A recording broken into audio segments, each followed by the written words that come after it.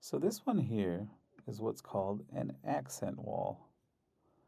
And so obviously just wood slats, right? So, we bring wood slats and put them up, just mount them to the wall, right? And in some cases, it'll be pretty elaborate.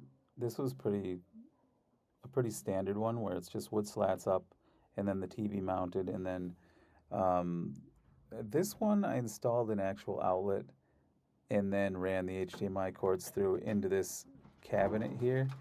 And so you can,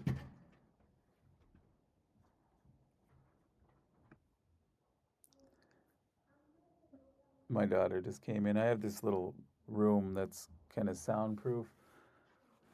And so I shoot my videos in it, and it sounds good. There's no noise usually, but I have a 6-year-old daughter, so she likes to come in and say hi.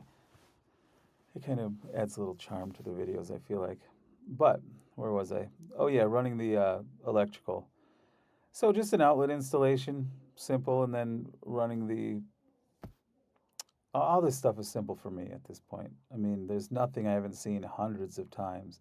Most things thousands of times at this point. And so when I say, oh, it's simple, now maybe not as a DIY project, but definitely for any professional, it should be. It's just, the only variables are how long a thing takes. This one took quite a while. I mean, putting the slats up, again, they're simple, but also running a marathon is simple. It's one foot in front of the other, but it's not that simple, right? A lot of other variables. Takes a long time.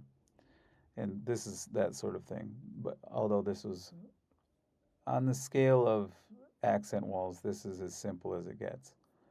But looks beautiful. This is in the basement.